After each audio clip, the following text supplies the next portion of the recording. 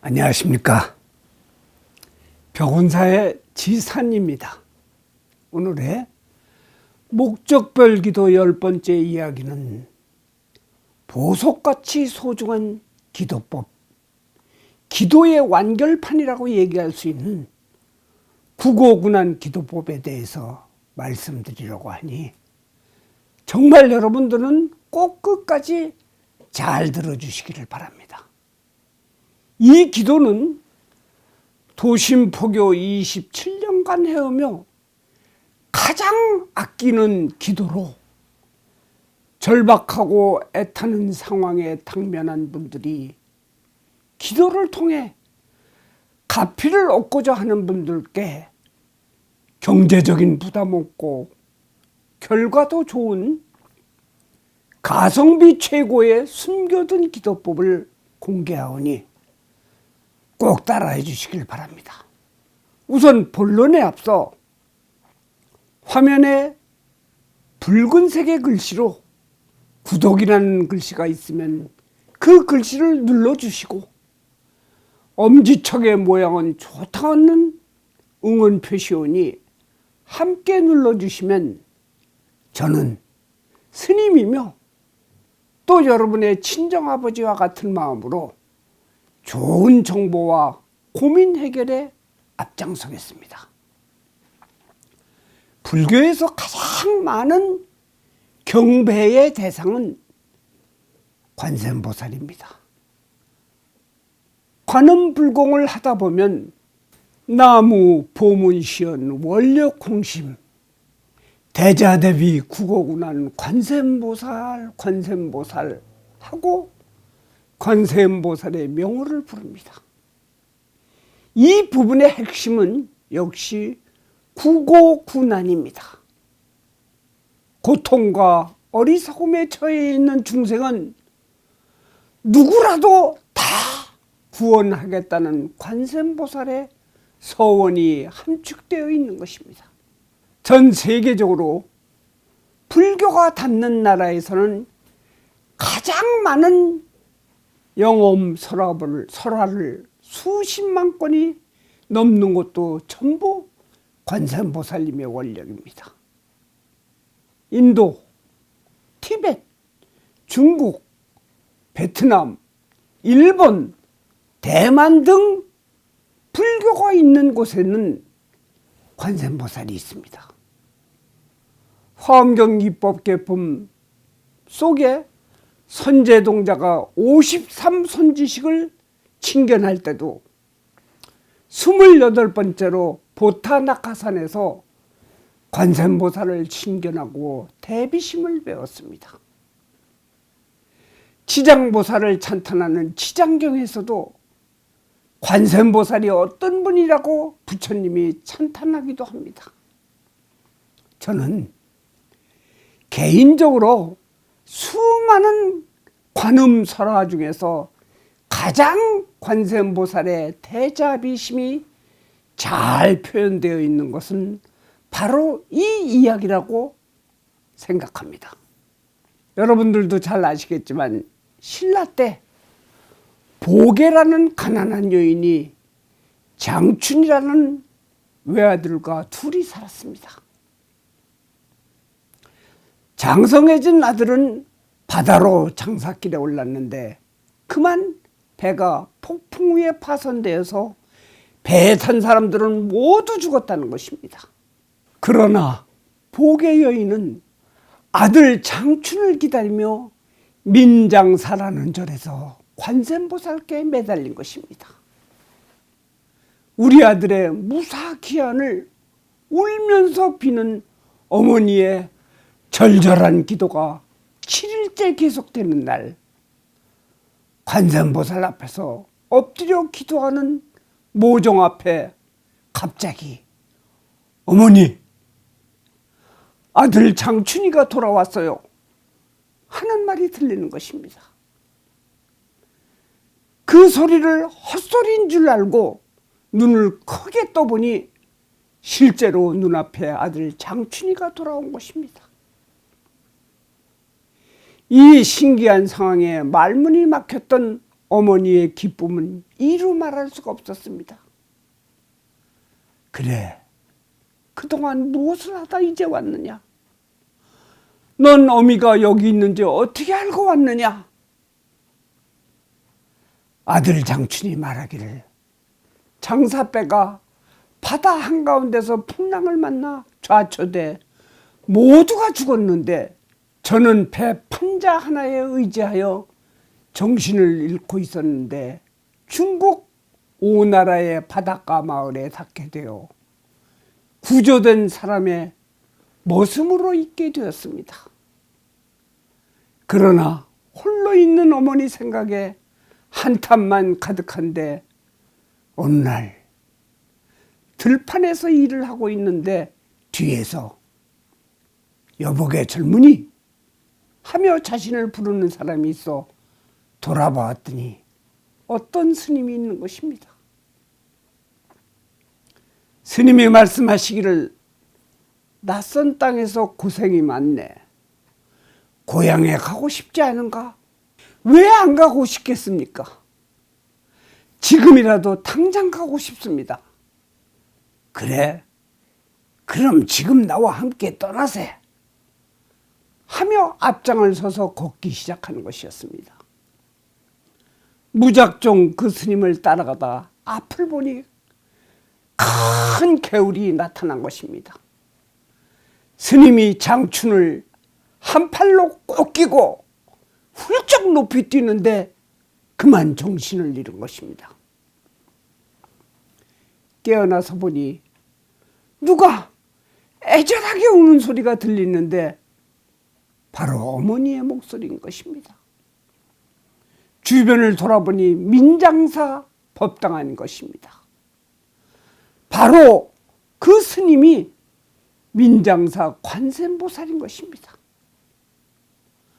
또 지금 시청하시는 여러분들은 바로 복의 여인과 같습니다. 관세음보살 보문 풍경에 보면 만약 백천만왕 중생이 금은 유리 등 보배를 구하기 위해 큰 바다에 들어갔는데 폭풍이 불고 표류하더라도 관세음보살을 부르면 그 난을 면할 것이라고 되어 있습니다. 우리가 사는 이 세상은 고통의 바다입니다.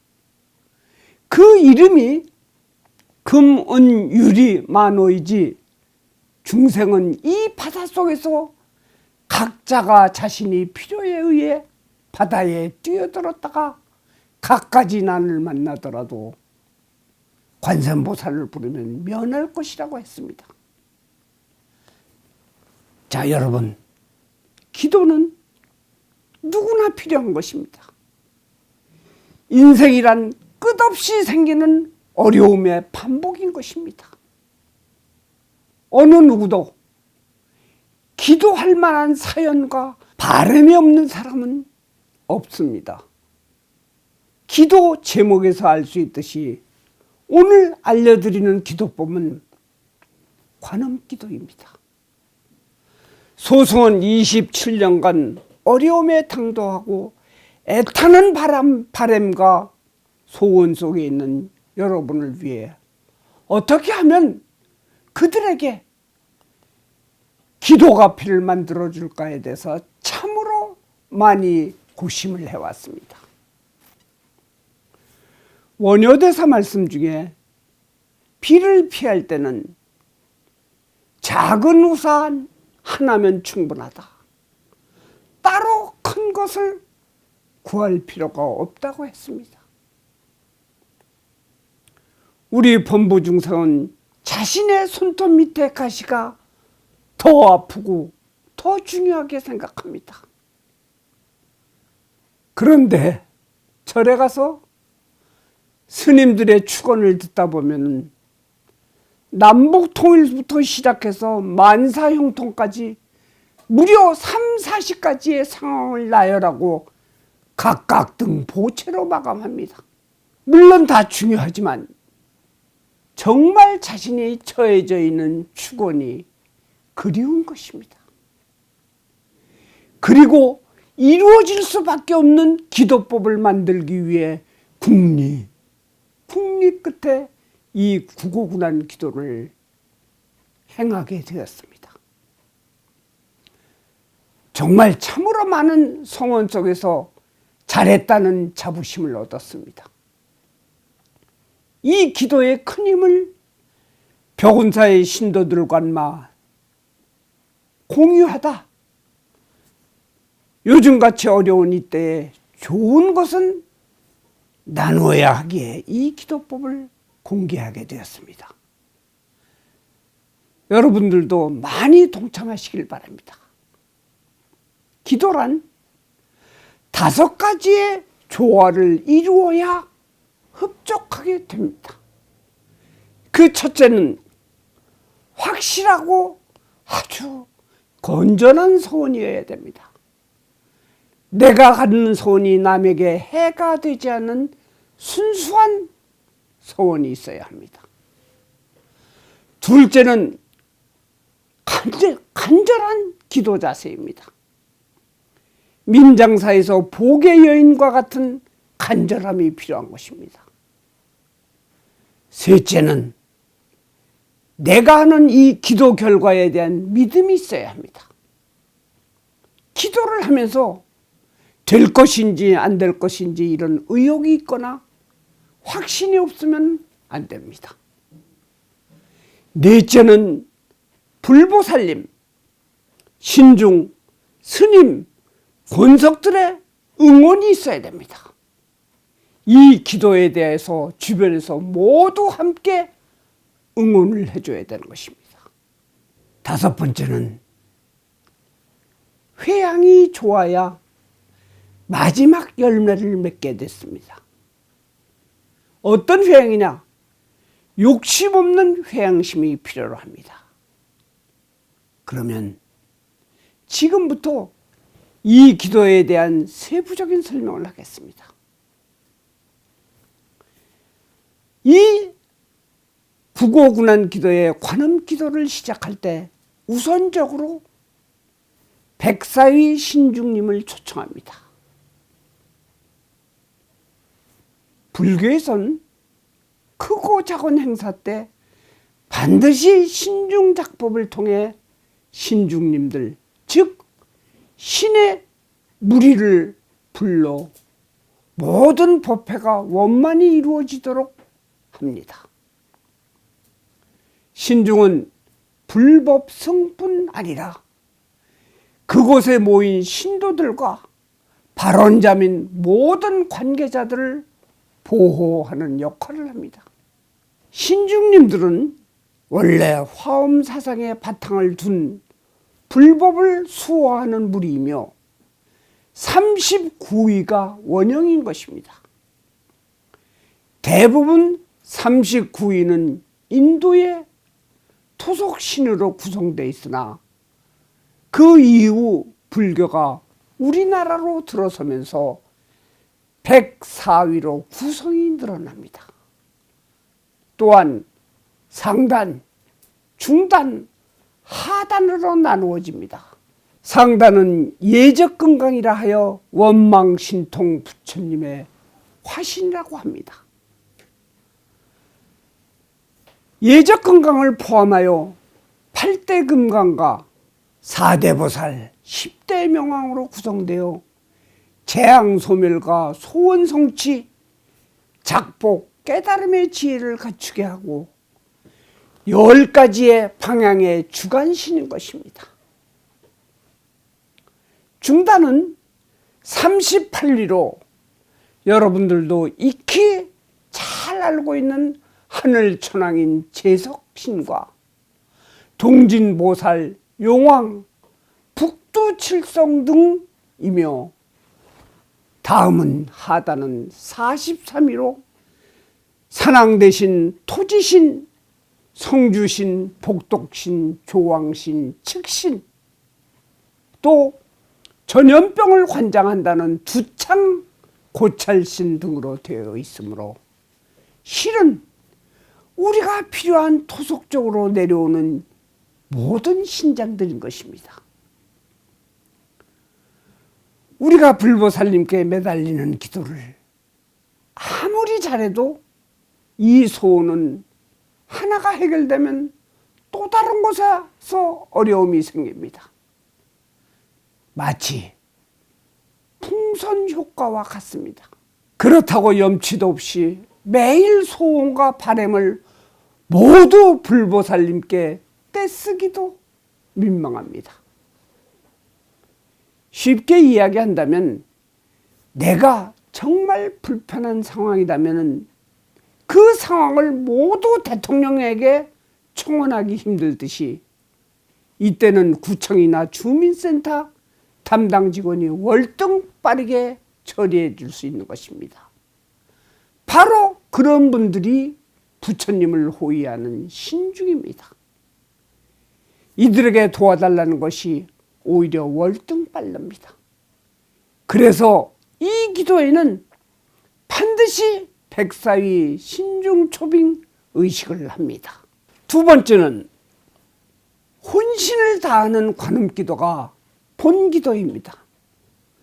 특히 알찬 불공으로 개인별 축원을 합니다.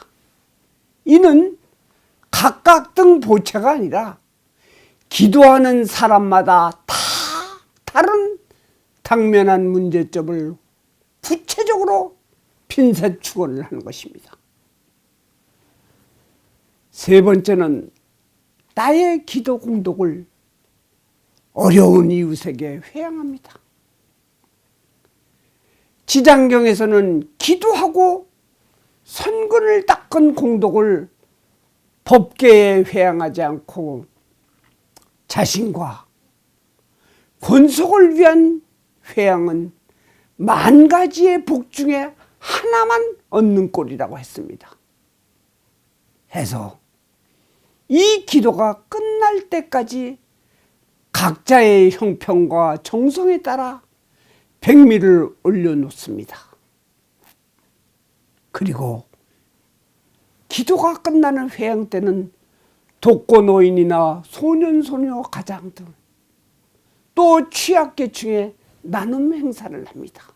자, 이렇게 세 가지를 했는데도 네 번째는 이렇듯 빠져나갈 수 없는 기도를 해도 불안한 분들을 위해서 저희 절의 스님들이 친필로 부적 다라리를 직접 써서 드립니다. 여러분들 그렇다고 해서 동지나 입춘과 같이 일률적인 규격의 부적이 아니고 기도하는 사람마다 개인적으로 꼭 필요한 상황에 대한 부적을 음기가 가득한 금음 이틀 전부터 써서 양기가 시작되는 초하루에 배포합니다. 충분한 희망의 양기를 받을 수 있는 것이 장점인 것입니다. 다섯 번째, 끝으로 요즘 같은 비대면 법회를 해야 되거나 너무 먼 지방에서 동참이 힘든 분들은 신청 후 전화하면 요령을 소상히 안내해 드립니다. 또한 이 기도는 단발로 해결하려 하지 마십시오. 물론 사람에 따라 한 번에 이루어지는 분들도 있습니다만, 하지만 경험으로 보면 꾸준함이 그 기도 열매를 오랫동안 맛있고 달게 유지시키는 것입니다. 때로는 3개월에서 6개월 또는 1년간이라도 빠짐없이 하는 분들이 많습니다. 끝으로 이 기도를 시작한 지 12년쯤 됩니다. 정말 참으로 기적 같은 가피를 얻은 분들도 많습니다. 하지만 때로는 어떻게 하면 쉽게 스님이 써주는 부적이나 받고 쉽게 이룰까 하다가 스스로 포기하는 분들도 많습니다. 하지만 기도하는 7일 일정 동안 다 못 참석한다 하더라도 정성과 혼신을 다하는 불자님들은 전부 가피를 받았다 해도 거짓이 아닌 좋은 결과가 이어져 왔습니다. 물론 이 기도를 하는 동안에 참으로 어려움도 많았습니다. 제가 12년간 하면서 특히 기도 시간이 2-3시간 이상이 많이 걸리므로 또 절을 백사위에게 108배 이상 절을 많이 해야 하므로 기도 스님이 탈진해서 중간에서 끊기는 경우도 있었으며 매번 참석이 어려워 미리 포기하는 분. 그러나 앞에서도 제가 말씀드렸듯이 7일 동안 2-3일간이라도 참석하는 정성만 있다면 이루어집니다. 지금같이 코로나 사태에서는 집에서 하면서도 스님들의 축원은 계속 이어집니다. 자, 이제부터 구체적인 기도 일정에 대한 말씀을 드리겠습니다. 매월 관음제일 음력 24일 시작을 해갖고 7일 동안 합니다. 신청은 관음제일 전날까지 받습니다. 이 기도의 회양 물품은 백미 한 포를 받습니다. 몇 킬로가 되든지 그것은 자율입니다. 자기 정성에 따른 것입니다. 여러분들이 가장 궁금해하시는 기도비는 어떤 것이냐? 7일 동안 하는 기도비는 가장 부담 없는 수준으로서 정했으니 종무소에 전화 연락하면 소상히 알려드릴 것입니다. 또 아까 말씀드린 부적 다란이는 매월 초하루에 배포를 합니다. 많은 신청으로 세계적인 재난과 개인의 어려움을 관세음보살님의 후고군한 기도에 매달려 자비심을 얻도록 합시다. 나무 관세음보살, 나무 관세음보살, 나무 대자대비 관세음보살. 감사합니다. 안녕히 계십시오.